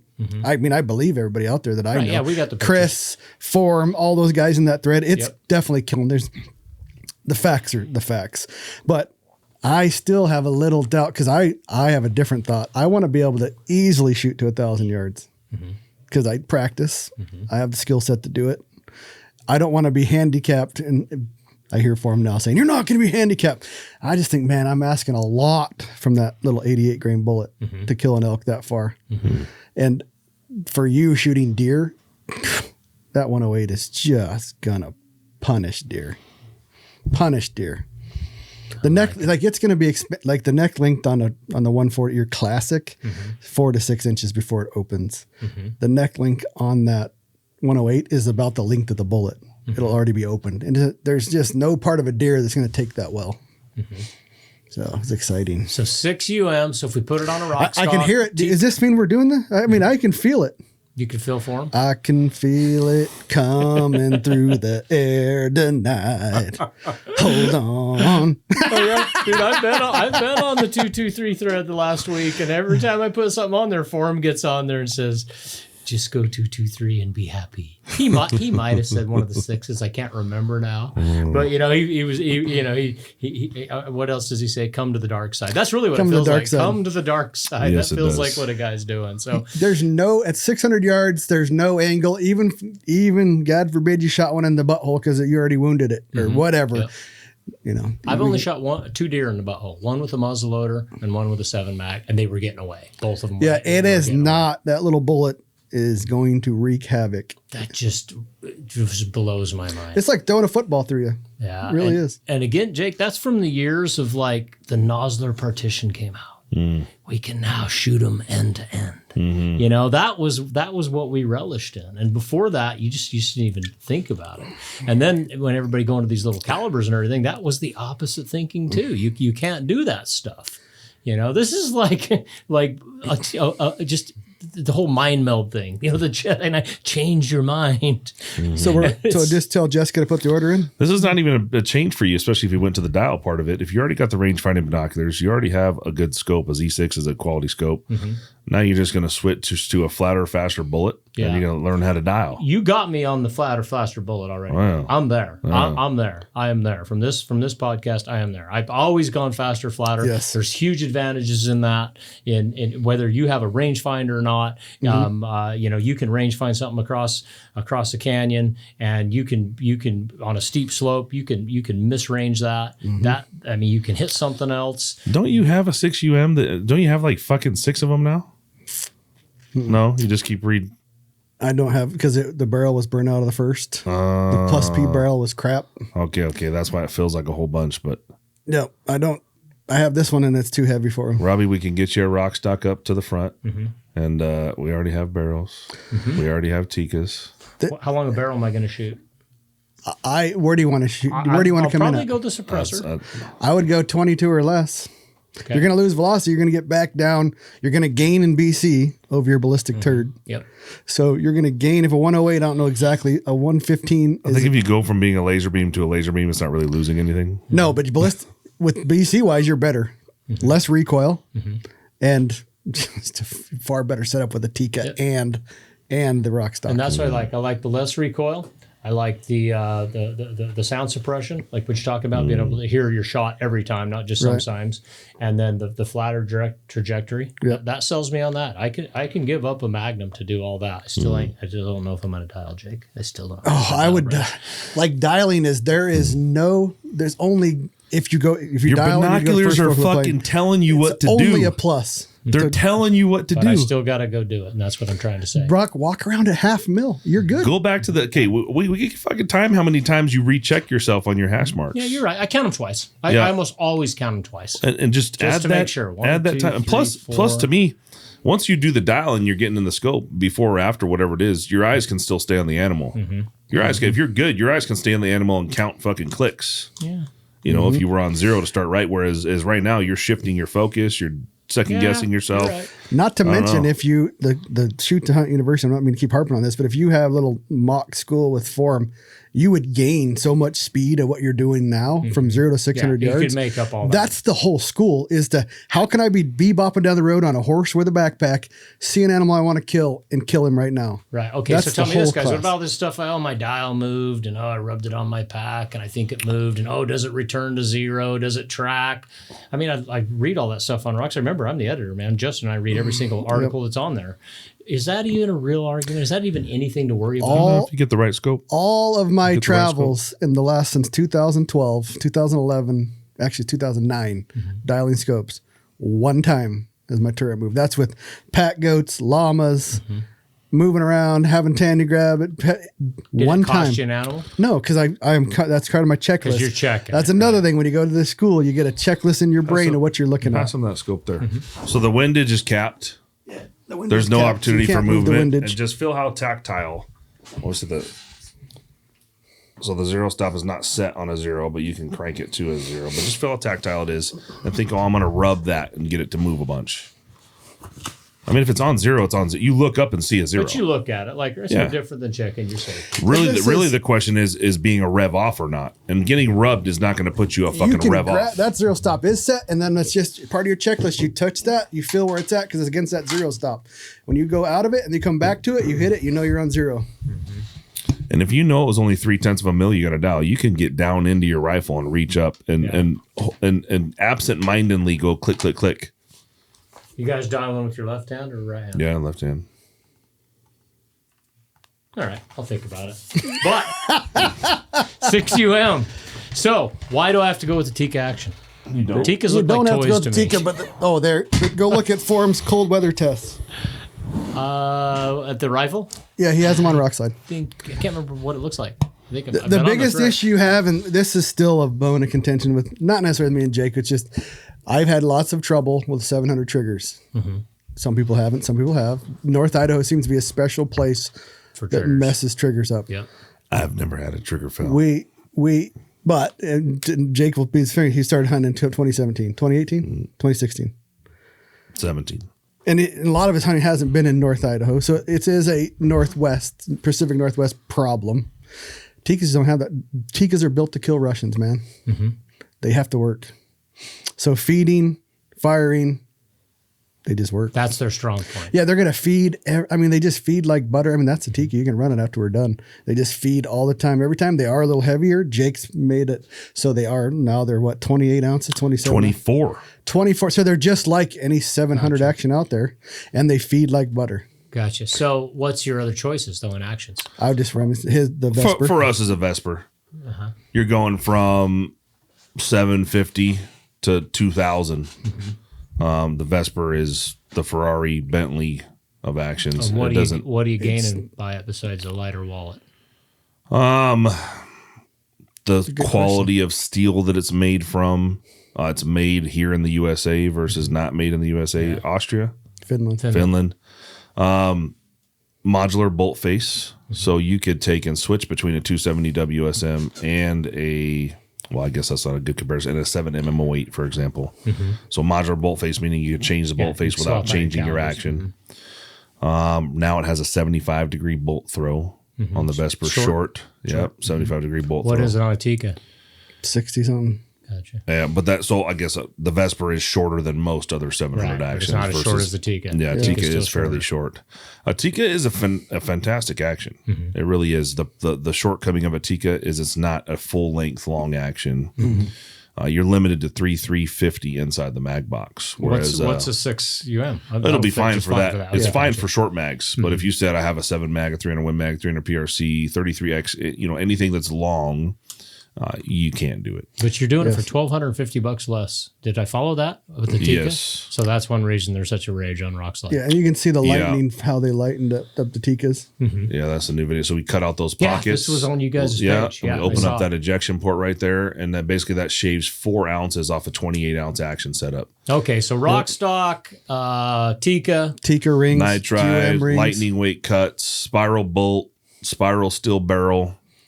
Yep, ace barrel, Tikka rings. 22-inch barrel. Depends on what I go 20. You're gonna hit that. You'll be shooting the same velocity you're shooting now, 3250, maybe a little more. I wouldn't want a longer gun than I have now. And well, I don't know how. If you're gonna run a now. suppressor, you're gonna be about the same. If you run like the, You can do an Ultra 5. yeah, you could do an Ultra 5. Ultra 5 with a 20-inch barrel will be 25 inches long. It's gonna be a little 25 louder inches than a bigger can. It's not nearly. It's nothing like shooting though an unbraked rifle without plugs in. Can I still keep Not my even sight fucking picture? close. Because that's what I'm interested in. I think never you'll be shot able to with shoot your picture. sight picture with whatever you want to do. Gotcha. Because As I'm long doing as I it go with the mine. suppressor. Either suppressor is going to do it. I don't think you have a problem. Gotcha. How fast can I get a suppressor, you think? Even if they delay me? 7-8 months. Tomorrow, yeah, you may have it by hunting season, but doubtful. Yeah. See, that's a bummer. That's kind of a bad deal We right can thread there. it up and just put a cap on it so you're ready to go when you need it. We might be able to come up with something for that. Yeah. Cool. All right, guys. I sort of believe you. So I don't know if I'm going to dial, though. why wouldn't you? Well, hey, baby steps. That's might Maybe be the what it following is. year, maybe after form school, something like that. You never know. And like Ryan said, could it be stubbornness? Yeah, it could be. No, But You're not doing it because you think it'll cost you time. Is that the reason? it's not going to cost you time. It's going to give you more reassurance. I can't argue with Jake on that. More 'cause he's made reassurance. some points on, Yes. well, hey, you're taking some time to You are, recount those hash and marks. if you put it at half a mil, you don't- can kill it all. I you're get good. it. I like that, Ryan. you don't touch anything. The learning it all, like I MOA. That's about as deep as my knowledge goes. Oh, in there's any of nothing this to stuff. learn here. It's Yeah. counting to 10. If you did start dialing, whether you have MOA or mill, the binocular is going to tell you what to dial. Gotcha. It is. Gotcha. I would So just don't need switch to to worry about mills that. because it's a smaller, easier number to remember. That's why I like mills. I'm really simple brained. I can remember 1.6. I don't want to have to remember 23.4 Yeah. or 23 and a quarter. But see, that's the stuff that scares guys like me out because I'm just a casual hunter. Really, if you think about it, on this level of the guns that we're talking, I'm just a casual dude. You wrote a fucking mule deer killing book. You're not a casual hunter. Based on keeping things super simple. And So- that's why Yeah. making it more complicated, I always have to think it through. And you guys have made But some you're good like cases a today. perfect reason to have a dialing scope. Covered windage. You don't got to worry about it. You're going to hold wind.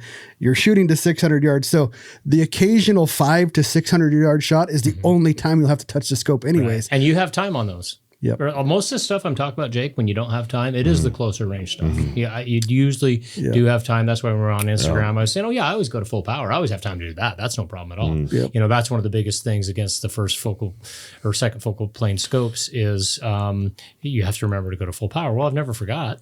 I don't even worry about it. But, it's something just in the your system. something in your hash process that dialing would be a negative, I would say, is if a deer is on the move and you had a 400, 500, and 600 yard hash that you can move between fairly rapidly just by watch, you'd still have to pull out and range it to know that difference, which would also give you the dial.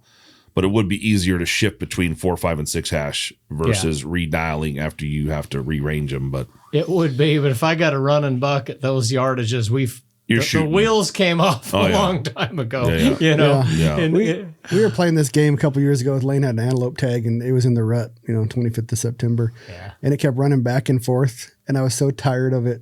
It'd go left, it'd go right. It'd go from literally 300 yards. And we're kind of just over this little lip. So it was hard when it came too close, we couldn't see it. Then it would chase some does and it'd go out to almost 800 yards. And, they're instantly go to 800 yards. And finally I lazed it at like 440, 420, and it ran to 550. And I just clicked 0.5 mils, ripped it and shot it. So the thing you're also gaining when you already had it with a 270 and why we shoot these fast cartridges too is it's pretty flat already. Yeah. So you can kind of cheat it a little bit and you can just people say, you don't want to guess it. You got to know. Well, plenty of times I just click 3 or 4 more mils, 1/10 of a mil, and I've been fine. But that statement right there, that's like, to me, when I hear that stuff, I'm like, you just haven't been in the heat of the moment. That's why you're saying that. Very true. Because the heat of the moment changes all this stuff, and that's why it has to be super simple in the heat of the moment. Yeah, if he's out there at 650, feeding, head down, there's no guys on the ridge looking at him, there's no sun on him, you're good. You can get anything done. And that does. stuff does happen. Well, another instance, hunting elk, cow elk. We lazed them and they were 500. Heat of the moment, we're trying to get other people to shoot. And then I came back to shoot and they had moved to about 575. Well, the 6UM saved me because I didn't dial anything and I still shot and hit and killed the elk. Yep. All you got to do. That's danger space. And that's the thing with the hash marks, Jake, that makes them fast is I've got a lot of error just on where I hold in the vitals. Whether he's 350 or 420 or not, I can take care of that with the same hash mark, just looking at the vitals on where I'm going to hold. And it also, your system is your system. And now you in your mind, you have it down pat, which everybody should have their system and that should be their SOP. A lot of people, they'll change or they won't have a system. And that's when the shit really falls apart. Yeah. Because in the heat of the battle, just like when we shot, the reason I keep bringing this up with this knockdown power 300 grain bullets is we had no idea that deer was coming when me and you shot. No idea. I just thought I literally asked him, do mule deer grunt like 30 minutes before or so, right? Yep. I said, do you ever hear mule deer grunt? And he's like, not really. Once in a while. Very often. Or not very often. And I said, 30 minutes later, not kidding, Jake. I said, I think I heard a deer grunt because it sounded just like a whitetail grunt, which whitetail grunt quite often. And I was like, he's like, no. I was like, no, I hear it. I said, something's definitely coming. And it was snowing pretty hard. All of a sudden, this buck about 100, 120 yards comes trotting out. We were just talking about grunting. Yep. I was sitting about this far from Ryan, and I probably didn't hear it because I haven't been wearing ear protection. And I didn't hear him grunt. But man, when he come out, I saw him. And this is so funny, Ryan, because that was, what was that, 2015? Yep. It was kind of when I was having all those bad experience with the long range hunters and the dialing and all this other stuff. Was all I had in my mind was, Ryan, did you dial that scope back? Because here we are, looking out at bucks at 800 yards and 500 yards and all this other stuff. And all of a sudden, here's one at 100. And I remember, the one you missed? No, he killed it. He killed it. The funny part is Robby, I didn't trust my mule deer size judgment. So he wants to see it first. And he's like, I said, oh, it's fucking big. And you know me. I said, it's big. And Robbie's like, let me see it first. Let me find it. Let me find it. Yeah, and he was looking farther up the hill. And it was right there at 100 yards. Yeah, I'm looking way up there because that's where they're supposed to be. And he's right there. So he shot and it died. Oh, he killed it. It was a good one? It took two shots. This was the 300 grain bullet we just talked about before. Okay. 338 Lapua, 100 grain. Let's say it was 120 yards. So it hit it hard. No reaction. Yeah. And I hit it probably liver, back of the lungs, liver. Yep. And Robby says, he tells me, you missed. I told him he missed. I said, no, the buck didn't even react. He just kept walking. He stopped and looked at us. Ryan shot, and he just turned his head and kept walking. He got tickled. Then he starts trotting. He goes over a little bit of a hill, and we ran up. This is where I told Robby, there he is. I'm shooting, and Robby had to dive out of the way. I had this giant muzzle brake, this Terminator brake at the time, and I shot again. Dude, he just stood there, looked at us, and then he started walking again. He crumpled just a little bit on the second shot. I remember he humped a little bit, but then he just kept going. Yep. Then he just goes, boom. And then he tipped over. Yeah, so then I went to where we started, where I first hit him, and I found speckles of blood, and I was like, I mean, you think you'll never miss, and I'm like, how the hell did I whiff that? Because I'm sitting flat on my butt like this. Yeah, with his feet out like a little kid. Yeah, he's got his feet sticking out flat on the ground. Whack! And I was like, fuck, I had to hit that. I mean, the crosshair didn't leave him. So. Anyways, going back to this knockdown power, and what's changed there is that buck took full house 300 grain 338 Lapua loads at 100 yards. Never dropped. If I go back, and this was the thing that Form kept, he said, well, if you go back in your mind, how many of those deer or elk just crumpled up? And I'm like, rarely. Rarely they just crumple up. Unless you're hitting central nervous system, they don't just crumple up. And I don't shoot for a shoulder very often. I try to shoot right in the crease. And then Jim's daughters came along and they couldn't shoot big guns. So I let them borrow. I had a heavy 6 Creedmoor. And I was like, this is the same thing, even at 600, 700, 800 yards, that's happening with these big magnums. Why am I shooting these big magnums? It's the same result. And then I started shooting smaller and smaller. And now I guess now we just see what we get away with. I've seen the progression. We both did the 33 XCs. I've seen the. And I'm not saying never get away because if I want to go big daddy country and be able to see splash, the 33 XC, if you're going to know, you're going to shoot past 1,000 yards, that's the gun to do it.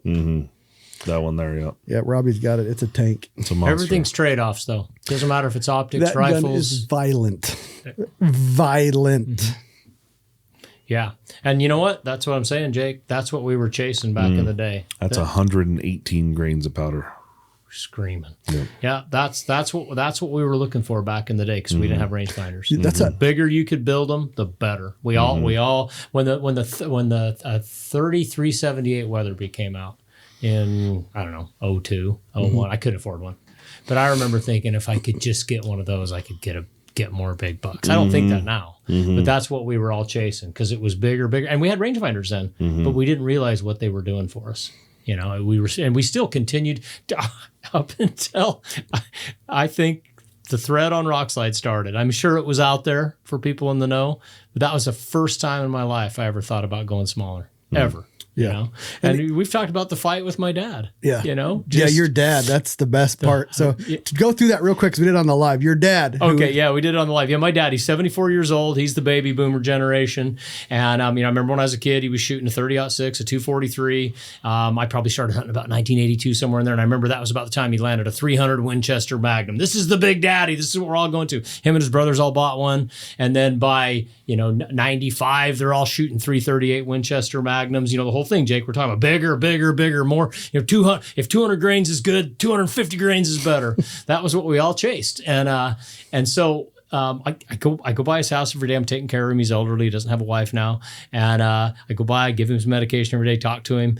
And I just mentioned this. It was only about a month ago. I said, Dad, there's this thread on Rokslide you got to see. It's called 223 for deer, elk, and bear. And I started to talk about it a little bit. And dude, he got fired up, man. He sits in this big recliner. He's got hands about the size of a grizzly bear, and his fingers look like bananas.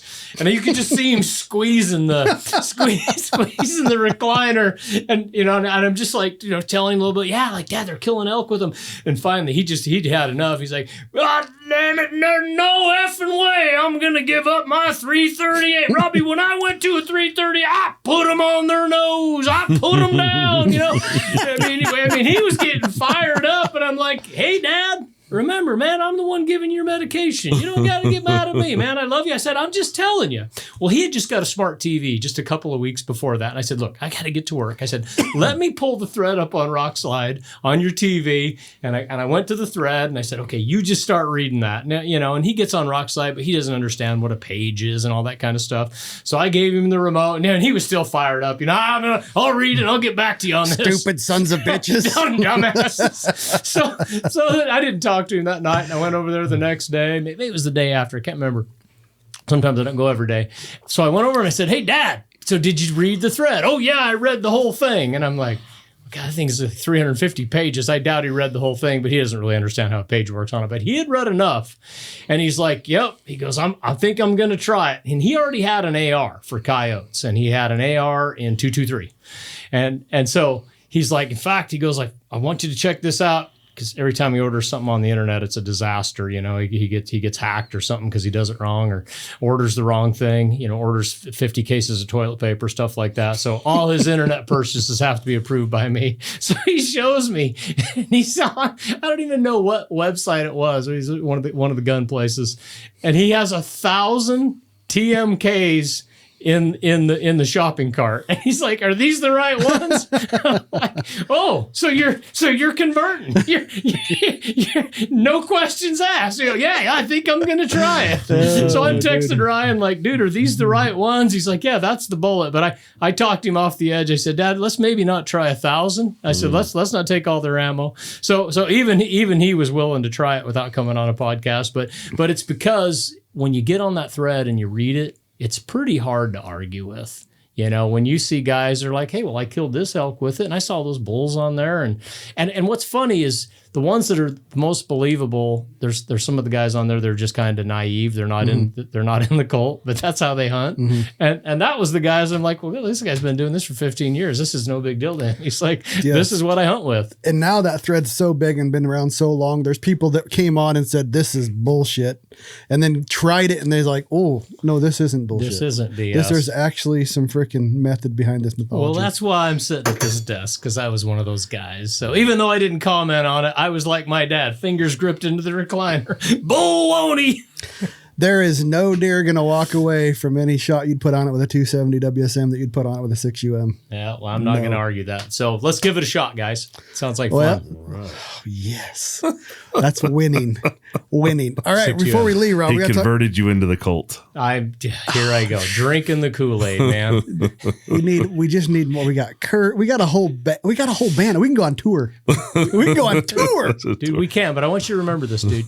You were the one that talked me into hash marks, and now you've been kind of throwing shade on me for doing the hash marks. So, dude, when you leave the cult of the small calibers, dude, remember your buddy. Remember your buddy. I don't see a situation where getting older where I want more recoil, so I don't think so. Yeah, and I still, the hash marks work, especially for how you set it up. And They do. I tried it. I did it, and I was a guy in the 90s, and I'm sure you were there. I would go up to 600 yards. I'd put up a sheet of plywood and see where my drop was. I'd hold on a piece of plywood, shoot it, and say, oh man, it's 25 inches or 24 inches. So I'd know in my mind, hash marks do the same thing. They simplify it for you. And I still remember our conversation because I was still like, oh dude, I don't want to dial. I don't even have time to go do all that stuff. I don't want to learn it. And you were like, dude, you should just try hash marks. He goes, for the way you hunt, that's what you should do. He goes, you're not shooting crazy distances. And I was shooting a 7 mag then. And you were like, that's going to be flat enough. You're going to be 400 or 500 yards, no problem at all. And then, I foresee a day, Robbie, where one day a buck's going to come out at 6:05 and you're going to want a precise shot in that. Yeah. Maybe the biggest buck of your life. It could happen, and that's when I'm going to probably. Then you're going to say, oh shit, Jake said dial. Yeah, let me try that dialing. Right. Damn, Jake said dialing, and this damn 6UM is going to go bang, and I think it's going to go whap. Bang flop. Yep. Awesome, guys. Hey, we're not calling the assassin? Could he not do this today? His kid was in and out, so I didn't call him up. Besides, gotcha. He's going to try to talk you into a 22 Creed, and I already won the battle, so I just did dude, we gave him a shot. Sorry, Dione, but we got late on time, and we had a time where he had to go pick up his kid. But where can you buy your book? How do you buy your book? When are you coming out with a third book? Dude, no third book, man. I'm tired. I'm tired of books. I'm worn out. No, I said that a couple of years after my other one too, and then I got interested in it. But hey, I appreciate that. Maybe someday I will. Right now, my book, Amazon, best place to get it. If you don't care about signed copies and all that stuff, just go to Amazon, type in Robby Denning, Hunting Big Mule Deer. They'll both come up. Then if you want one signed, we do sell them in the Rock store. Just get on Rokslide, go up the top. You'll find them on there. Those take a couple of weeks. Amazon can get you a book in a couple of days. But yeah, that's how we do it. And I've seen this before. Is there an audio book coming? You know how when I've been reading these chapters on the Rockcast, I would take like 15 minutes, have an episode and read that. I'm saving all those audio files that maybe we can make that happen. But again, dude, it's like eating an elephant. I just got to take little tiny bites. And I don't know what the audio quality would be. Maybe Luke and Rick can fix it and make it really good. But I'd like to someday. But man, I got so many irons in the fire. And dude, I got a new gun coming. I got to get ready for that. Dude, we're gonna have. Are we doing the cold bore challenge this year? Oh yeah. And the thing is, now we're gonna have to talk scopes. That's a whole nother battle. Well, and that's the other thing too. I'm still thinking about just moving that. I won't take the scope off that 270 because if this whole thing falls apart and you guys throw me under the bus, I'm just going back to the 270. But I'll probably buy another one of those Swaros. Oh, for fuck's sakes. We brought you all the way to the goal line. You're on the one. Dude, Classic. But dude, dialing a half a mil versus looking at a hash mark, I still feel like I'm splitting hairs. So you want to go 22-inch barrel? Are we onto that or 20? What I'm going to do is I'm going to go home and measure my gun. This scabbard thing is a real thing, Jake. That it has to fit in your scabbard. If it doesn't fit in your scabbard and it sticks out too far, because the way I put my scabbard on my horse is it pokes forward. It's just catching everything. You want your scabbard to poke, your gun stock to poke forward. Yeah. So if you ever have to get off your horse to shoot, you can get your gun really quickly. Right. Where if it's faced backwards, it's hard to grab. You got to walk around your horse to grab it. Again, speed kills. And so if it's too long, remember when I first ordered that Christensen, because we're still thinking long barrels, all that stuff. I got it in a 26. Dude, even that 2 inches, I didn't like it. It didn't really cause any problems. I'm like, that's sticking out too far. So I cut the barrel off. So probably the 22 if it doesn't make it any longer. But just go 20 if you're going to go with the suppressor, because then you're going to about 24, 25 inches, 25 inches. Well, that's what I'll go measure the gun and see what I'm at. So you see what my overall length is on it, and then we can go to that.